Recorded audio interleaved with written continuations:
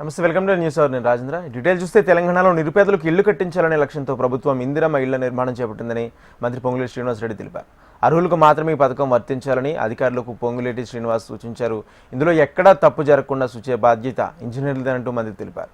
నాక్లో శిక్షణ పూర్తి చేసుకుని రిజిస్ట్రేషన్ శాఖలో పదోన్నతి పొందిన వారికి ఆర్డర్ కాపీలు అందజేసే సందర్భంగా మంత్రి పొంగులేటి శ్రీనివాసరెడ్డి ఈ వ్యాఖ్యలు చేశారు. ఇందిరమ్మ ఇళ్ల కేటాయింపు విషయంలో అధికారులు బాధ్యతగా పనిచేయాలన్నారు. తప్పు జరిగిందని తెలిస్తే బాధ్యులపై కఠిన చర్యలు తీసుకుంటామని తెలిపారు. ఈ మేరకు ఒక టోల్ ఫ్రీ నెంబర్ ఏర్పాటు చేస్తున్నట్లు మంత్రి తెలిపారు.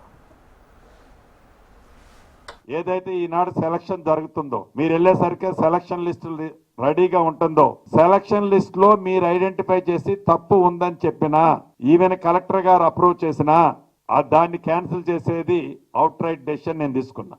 ఎస్, ఏడిచ్చింది తప్పు ఉంది సార్, ఇతను భూమి ఉన్నోడు, ఇతను డబ్బులు ఉన్నోడు, ఇతనికి మనోళ్ళు ఏదో లోపాయకారి ఒప్పందం చేసుకొని ఇల్లు ఇచ్చారు అని ఒక నా చెల్లినో ఒక నా తమ్ముడు ఎస్ ఇక్కడ తప్పు జరిగిందని మీరు నాకు జస్ట్ మీకు నా డైరెక్ట్ ఒకటి టోల్ ఫ్రీ నెంబర్ ఇస్తాను. మీరు చిన్నది పాస్ ఆన్ చేస్తే మళ్ళీ మీ పేరు కూడా బయట చెప్పను.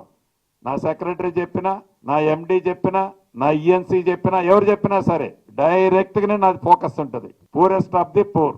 చిన్న అవినీతి కూడా జరగకుండా 24 క్యారెట్ గోల్డ్ అంటే ఎంత దానికి మార్కెట్లో వెయిట్ ఉంటుందో అలాగా ఈ హౌసింగ్ డిపార్ట్మెంట్ మీరు ఒక మంచి పేరు తెచ్చే విధంగా